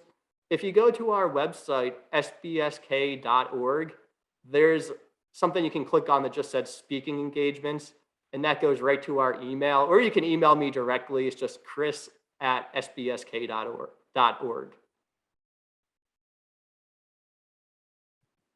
Thank you, everybody. I really enjoyed our time together today.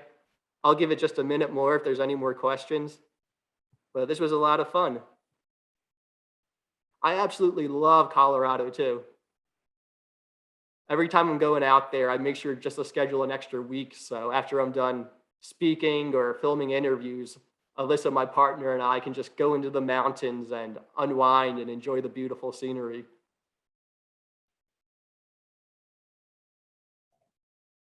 Hey, Chris, I had a question from Christiane. You see that one? I'm having trouble hearing you. Would you mind saying that again?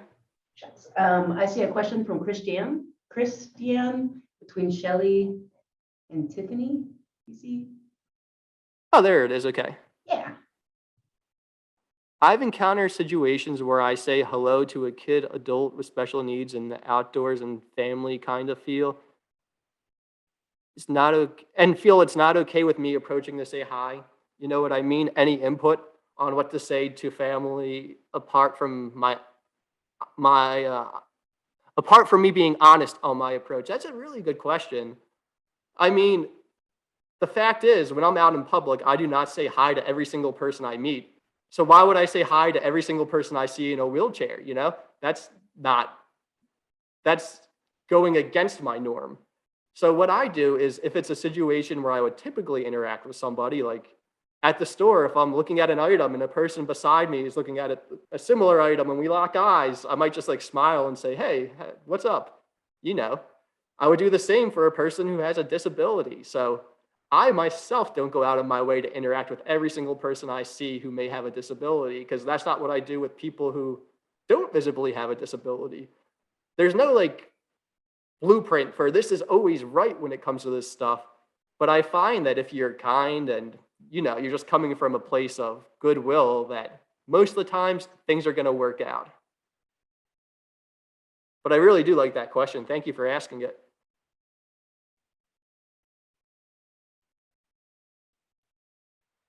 I think I kind of get spoiled because in all of the interviews that you watch, it's from people who have proactively reached out to me because they've watched our videos and they want to be part of it. So I know that they want to socialize. But when it comes to a real world environment, when you're at a playground or you're at a park, that's not necessarily people who want to have a social interaction. But I do make a point of asking everybody I interview, if somebody sees them out in public, what do you hope they say? Do you hope they say anything? And 99% of the people I interview say, yeah, I hope people just say hi. So saying hi is always a great starting point. Thank you, everybody. I'm reading all your kind comments. It means a lot to me. I'll wait just a few more seconds in case anybody's typing a question now.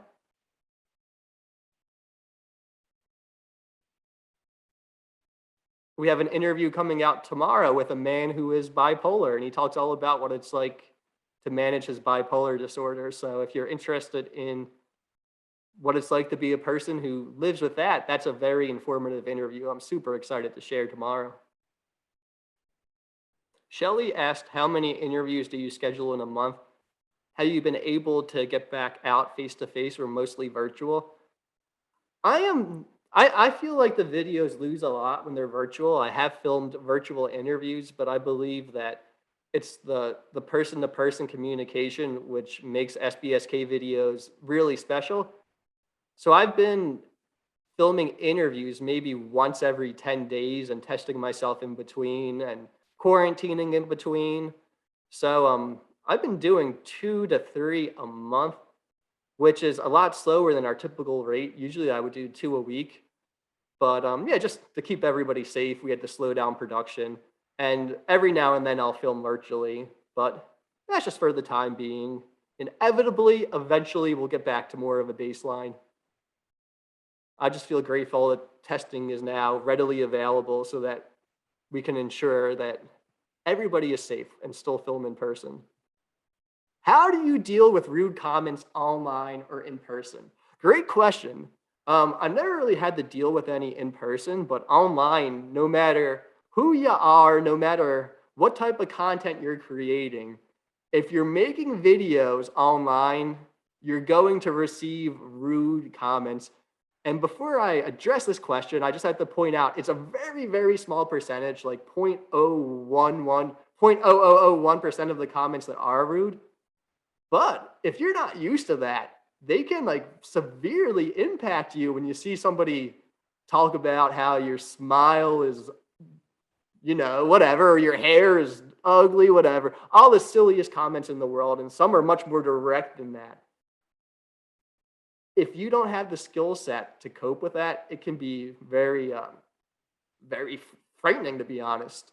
So what I've learned is that negative comments can be one of two things. Number one, the person can be telling the truth, and in that case, I should learn from it and improve myself because of that feedback. Or number two, they're incorrect, and why should I care? So if I ever read a negative comment, I think, is this true? Is it something I can use to improve? And if both of those are answered no, then there really is no reason to care. But it did take a long time to get to that point where it's really that easy to go through that checklist. But like I said, 99.9999, you really have to look for a rude comment when it comes to our content. People are just so loving and they really understand what we're trying to accomplish. So I feel super grateful to have that type of community.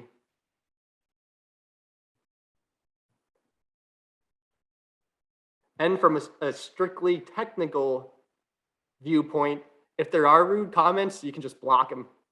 Block and forget. But also, you don't want to block feedback. Sometimes feedback's good. So it's important to acknowledge what is honest feedback and what is potentially just a troll. Well, thank you so much, everybody, for having me today. I really enjoyed our time together. I hope that we get to meet in person one time. I can't wait to get back out there to Colorado. Colorado was actually the last trip we took before COVID hit.